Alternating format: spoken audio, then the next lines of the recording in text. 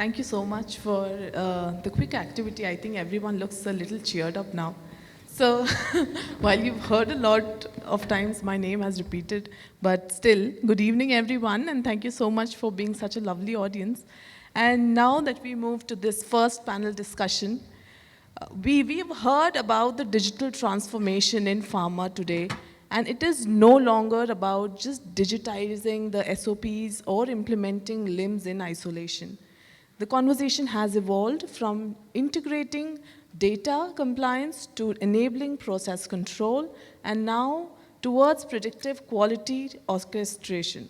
So Indian pharma stands at a critical juncture, and global regulators expect transparency. So supply chains are complex, and patients do demand trust. So today we explore how digital maturity can move organizations from reactive compliance to proactive confidence. And to begin this discussion, I would like to take the first question to Mr. Krishna. As a CIO, when regulators talk about data integrity today, what are the most common digital gaps you see in mid to large pharma organizations? Yeah, thanks. Thank you, Rashmi. Good evening, all. So let me start with saying, given the current context where we are in, I think digitization is already there and we are almost there. So most of the companies, I'm sure who are present here or the mid-sized pharma you were talking about, they're already having certain applications. I think I'm not sure whether anyone who is not having an ERP or LIMS or MES to that extent. So all of us are having some or the other application wherever it is available. So the kind of the gaps what you were talking about based on my experience or my understanding, I see three areas. One is, I think Joshua did touch on that. We have these independent applications, whether it is an ERP or LIMS or MES. So all of these applications do have their own kind of data integrity or data storage, because obviously they are applications which have been for years together and established, and they have basic controls in the application inbuilt. The basic problem or the core problem comes in once the data comes out from one application and it is supposed to go back to the second application, right? So obviously, I'm sure all of you might be, echo with me that from the time the material comes into the manufacturing operation until the time the batch release, we are supposed to track the entire history of all the batch wherever it is going across all the systems. So that's the one biggest area what we, in the recent past, we have been seeing regulators asking, tell me about a particular batch, trace it from the step number 1 to the batch release across all the systems. And we see certain gaps there. I think that's what has been there. Once the data downloaded, it loses its original sanctity, and then mapping back to the next system is the problem, right? So that's the integrity across the systems is the one. The second one, what we have observed is around the user access management. Though it looks from a definition perspective very light, but obviously regulators are very concerned or very let's say curious about how are we managing access to the data what is lying on the system. Who is able to manage the data, change the data, whatever you wanted to do with respect to data. So the entire user access management, the protocols, SOPs, whatever process we are supposed to manage. So that's something which would definitely they're interested on. And the third last area, whatever I saw was earlier, all these systems, what I spoke about, do have inbuilt audit trail management, right? So they do maintain audit trail for every operation what we do in those applications. But however, we should have, and regulators are very curious about, are we analyzing those audit trails? Are we reviewing those audit trails to find out any exceptions? And if there are exceptions, what is the justification what we are trying to draw around that? So these are the three areas what I feel in general, the gaps what we see, the more and more we are moving towards the digitization. So you talked about regulators. So is digital maturity, according to you, still being driven by audit fear, or you feel the board has begun to see it as a competitive advantage? Okay. So this is a different topic altogether. So you switched over to a different topic. So historically, I think all of us might agree that audit fear has been the driving factor for digital IT. Being in IT, it was very easy for us to justify. Okay, there was an observation, so obviously we are supposed to implement certain system or tweak some system or whatever. So that has been, historically, that has been the history either in India or any of the mid-size pharma companies. But of late, I think now the boards have started realizing the importance of the digitization journey and the benefits what it can bring in. So the time what it can save, right? So if there is any deviation, I think Joshua was talking about, if there is a deviation occurs in a manufacturing operation, because the process is totally digitized and traceable across all the system, if you are able to reduce the time even for a few hours or a day, given the market conditions where we are in, saving a day for a manufacturing operation is definitely a value added advantage to the manufacturing operation. So that's where I see now the trend is changing. Definitely everyone is looking towards having the digitization, not as we further justify why should we do digitization, but I think that stage we have gone past. It's more of have a proper digitization and the data integrity across all the systems. I think that's where we are in now. That's good to hear. So we'll move to Dr. Damodharan. The first question is, from the quality leadership's lens, how has the definition of GMP compliance changed in the last 5 years with digitization coming to play? Thank you. Thank you for having us. And as he mentioned, rightly mentioned, we all started the journey for data integrity. Multiple, even Joshua mentioned about actually OA, and Rajesh also mentioned actually about OA. And with that journey, actually, we started building the digital, platforms, multiple applications in the systems. And we also started realizing that these all, the data, the huge data is available. So how do we utilize this data? Okay, by utilizing the data, when we started working, extracting the data, and did a digitalization. Now, the first part is digitalization, second part is digitalization, and it has started throwing the leading indicators of the processes of the QMS data actually. So it has started helping us to fine-tune our processes, reduce the errors, reduce the failures, all those things actually. Now, coming back to the current scenario, as we have gone through the digitalization processes, now coming to the new technologies like AML, this is giving a huge advantage of actually predictive analytics, right? Now, only, the dashboards only give actually only reading indicators. Now, when you use technologies, new technologies like MLs, and AI, on top of the digital processes, it's giving the predictive analytics, okay? And while doing the batch itself, actually, you can predict whether the batch is going to pass or fail. And, it also helps, we talked about actually the investigation timeline, identification of the root causes actually from the data extraction, actually, this is possible. So I'm seeing in India, there is, the huge shift, from data integrity for, digitalization to the predictive analytics for the process improvements, and is helping compliance. Now, where we are leading, actually, most of the companies started working on the AML, and it is giving. Where we are leading to a futuristic, the quality assurance, wherein actually we can use those technologies, AML, for your own, actually, it can be assistant for you, actually, to create a document, actually. There are, and also the compliance verification process, it's happening all across the industry. And also, actually, if you look at from the regulatory angle, what regulators, being in a CDMO industry, in the Sci Life Sciences, we are helping the innovators to bring in the medicines, okay? So what is expected from the regulators is actually the concurrent data to be submitted to FDA. Now, since the digitization is already completed in our organizations, the FDA is coming with the protocol, saying that these are the data for the new INDs actually to be submitted directly to FDA. So we are working with the innovators to submit the data as soon as it is developed here.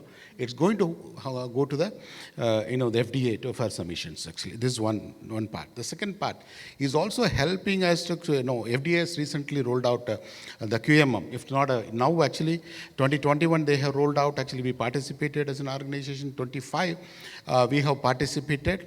How this digitalization helped, okay? There are, from India, if you look at actually, we are always, fearful, of, inviting, or the auditor, when he comes actually, we had to manage those data. Now there's managing of the data is not possible, okay? It's online, number one. From there, actually, now, the FDA has also started working on the protocol, surprise inspections. Now, digitalization helped. Now, the third thing, actually, what is happening now is we are volunteering, the FDA has volunteered PMM. A lot of Indian companies we applied. Okay, the 5 auditors voluntarily we called them and see how the quality maturity model, and they have came 5 auditors voluntary. So this is the level of confidence is given to the organization when you implemented the digitalization, then followed by digitalization, followed by the predictive analytics which we are giving. So this is a journey Indian companies are going through. I think this is helping tremendously for the last 5 years. We may have started with the data integrity, but this is giving a confidence to the Indian industry among the world actually. So we're very, very well poised in terms of in terms of a quality, as you asked actually. Static to dynamic quality. Static quality to dynamic quality shift, and this is what my thought actually. Thank you so much, sir. Thank you for sharing those thoughts. So coming to the next question to Mr. Venkataraman, how can automation players really help pharma move from retrospective quality checks to process-centric control systems? It's a very adept question. So the retrospective is nothing but the very legacy approach, where everything is measured once the process is completed. And much has gone, we cannot do anything on the batch loss or anything. And conventional approach, so a lot of time is wasted. Batch loss is once it's reactive, once a batch is gone bad or anything in the quality. So it only helps us in the future correction, but not the past. And disconnected system silos. And when you look at the predictive quality, that's a play where the systems cohesively work and real-time insight measurements in the process. Maybe embrace the technologies like the PAT, twins, and it depends on the unit operations, the different technologies for real-time measurement. And this helps them into quality checks in real time. And when you do the real-time analysis, also the AI helps in to have some kind of predictive quality coming into that. So even before the incidents happen or some contamination or something going to happen, from the traces of analysis of past data, so it is in a position to guide an upcoming event in advance. So that's going to change the game and giving the trusted quality and repeatability, and also giving insight in advance. Yes, it requires some kind of investments and alignment, but it has got a huge change, paradigm change from retrospective to the predictive. So according to you, is the industry under-investing in integrating architecture? It's difficult to say both yes, no. Even in the technology, whatever the automation they invested, the gaps what I find is the bedrock is the data integrity. The quality comes the next, in the sense the data come from the L2 system, be it a PLC or a DCS. how repeatable, reliable it is, having traceability till every sections in the quality. That's the gap. In last 3 years of my journey in pharma, although 25 plus years in Yokogawa and 32 years overall, I could sense the pain point with every customer, be it a tier 1, 2, 3, most of them have the same suffering, data loss. So so the correction has to happen right from the L2 system. Whatever you do invest it prudently, ensure the data is secure, no data loss, repeatable, and give a traceable data right from L2 to the quality system. So the investment has to be prudent, and if the investments are stepped in, it helps you in the predictive quality. So that's how I look at it. Thank you for your views, sir. So coming to the next question to Mr. Rajesh. At a large manufacturing organization like Dr. Reddy's, how are digital initiatives translating into measurable process controls? Sure. Good evening, all. Thank you, and thank you, Yokogawa and ETPharma for us for inviting us and to be here. Thank you for that, first of all. Yes. So when we say digital maturity, it is for improving the process control, right? And then Dr. Reddys, the way we look at process control is from the perspective, let's say, process robustness, product robustness, asset robustness, improving all these put together, improving overall productivity of the organization. So that's the way we look at from the digital maturity perspective. Right? Along with the digital maturity, increasing the digital maturity, all these aspects, the business outcome need to be seen. Right? That's how we measure our process improvement and the outcome of overall outcome of the productivity.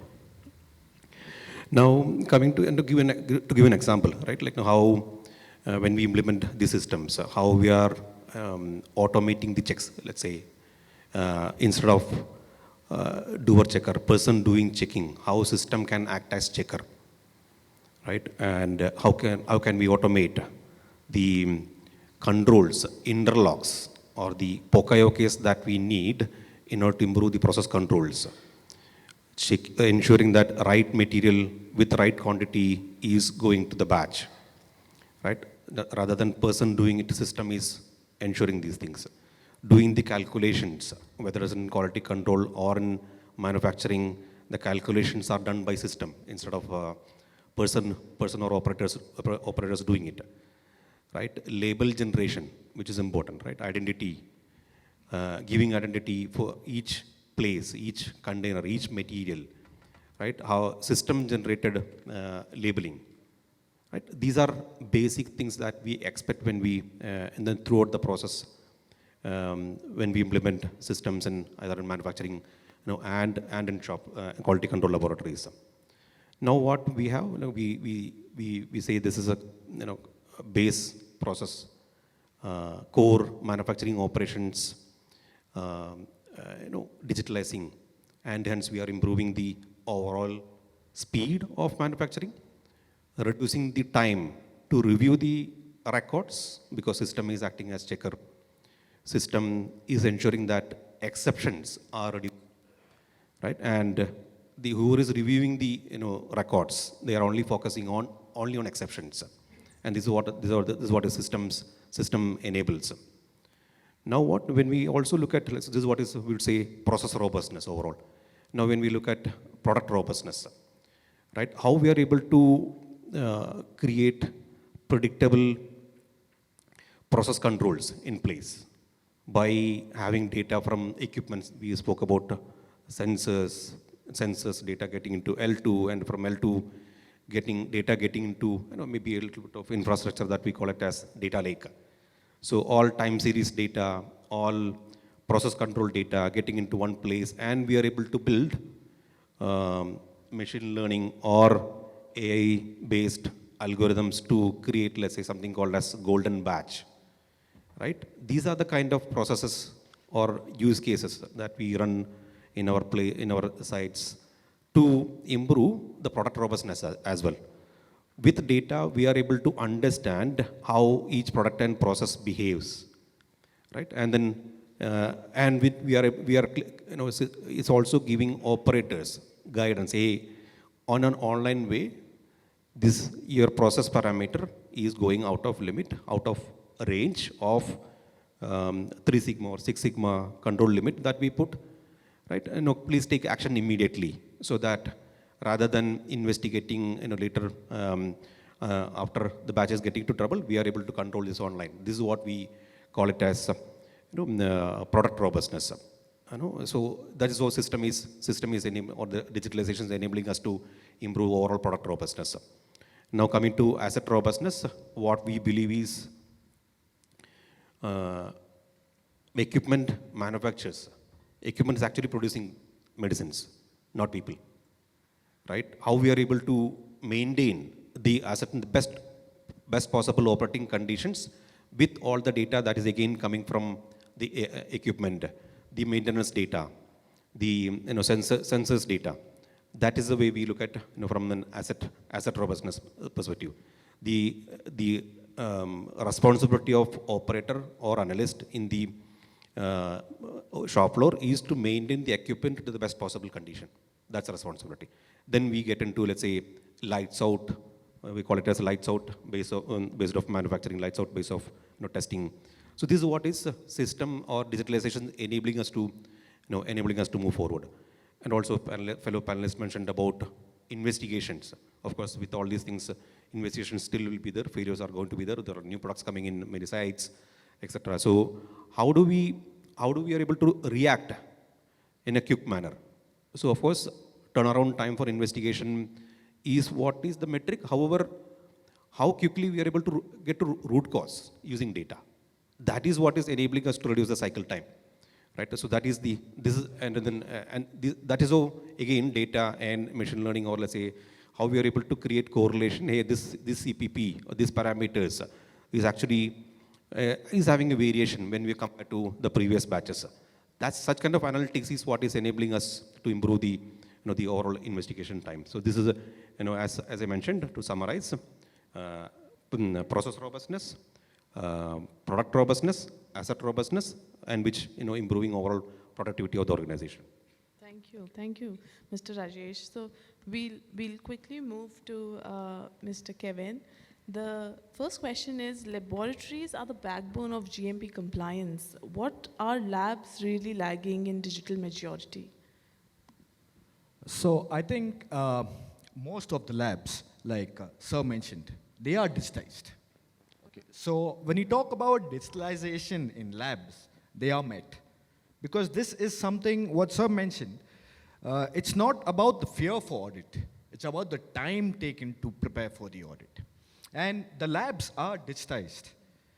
But we still do have most of the instruments which are there in the lab still being stitched and entered manually. That is the area, because we're talking about minute decimal points.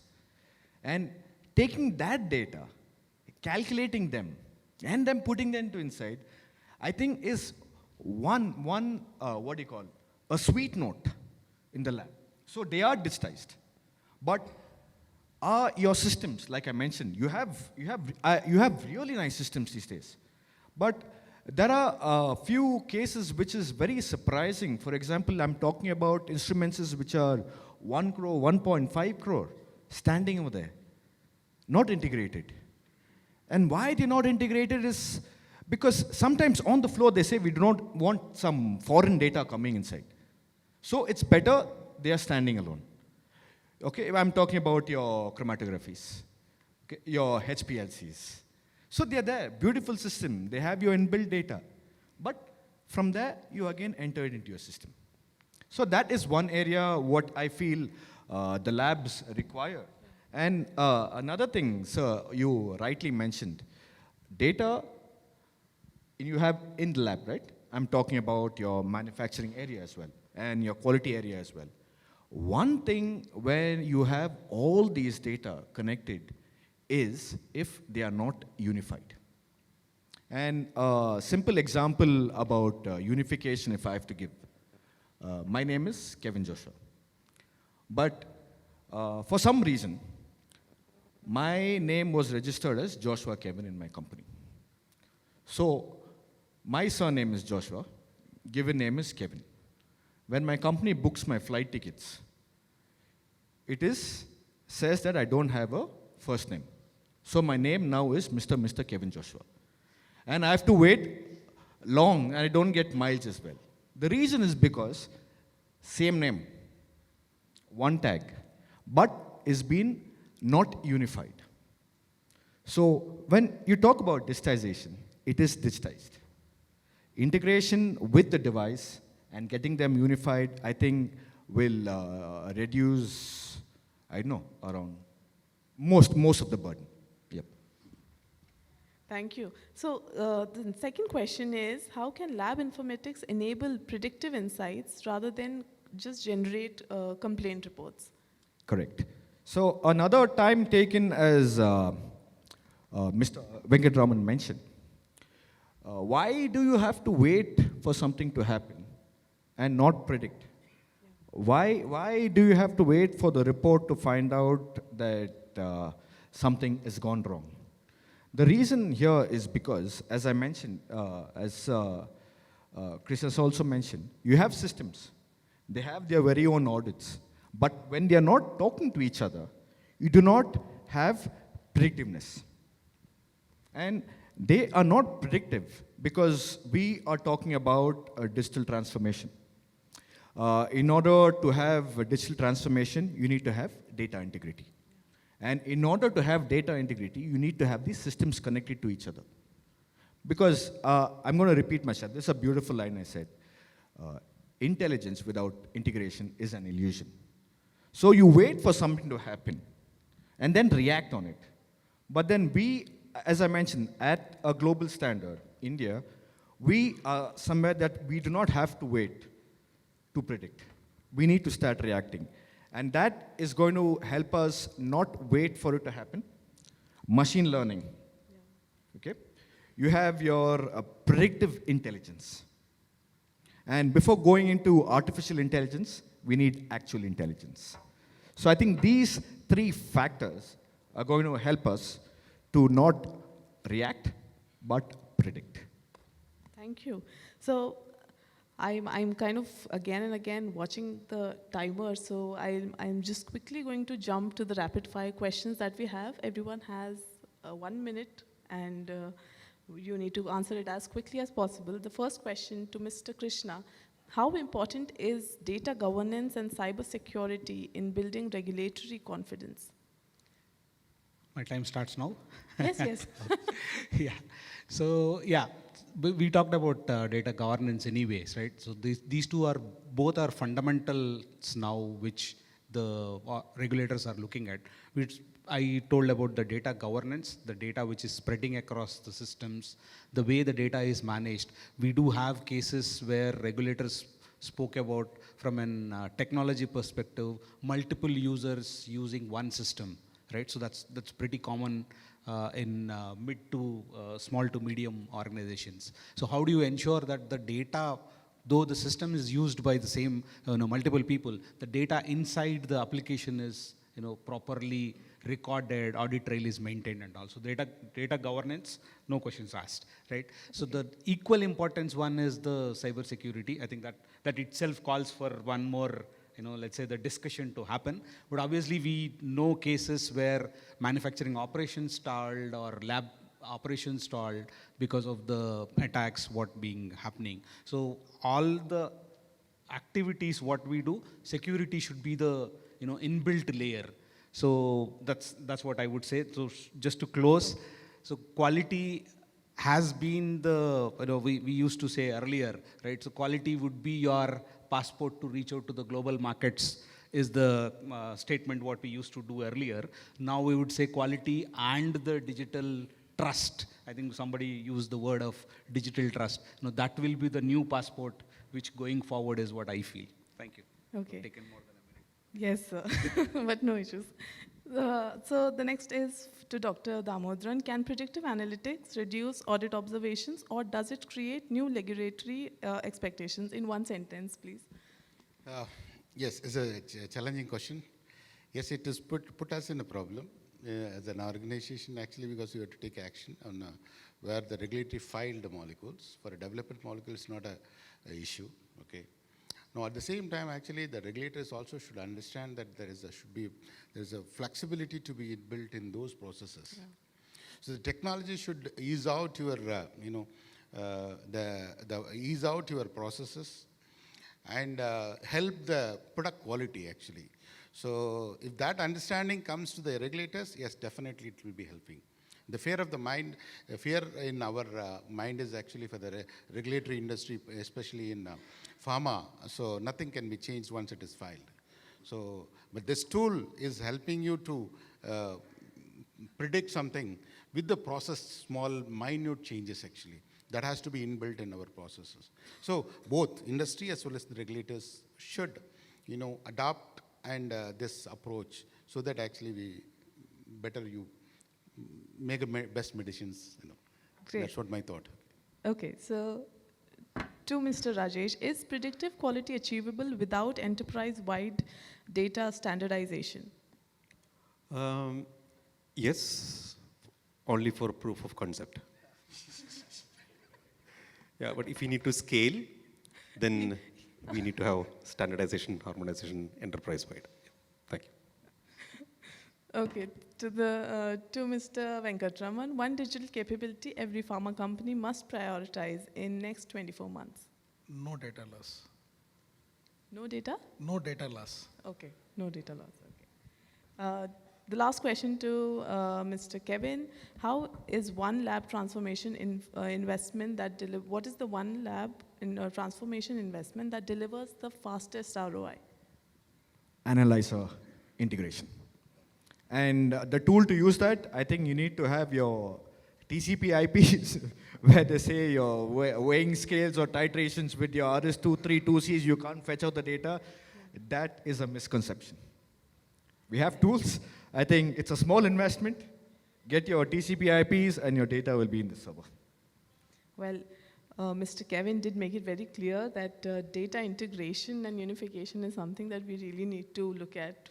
So we close this panel discussion, and it is clear that data maturity is not just a technology roadmap, it is an organizational mindset. So compliance, which ensures survival, control that ensures efficiency, but it is the confidence and the unification of data that builds global leadership. So thank you so much.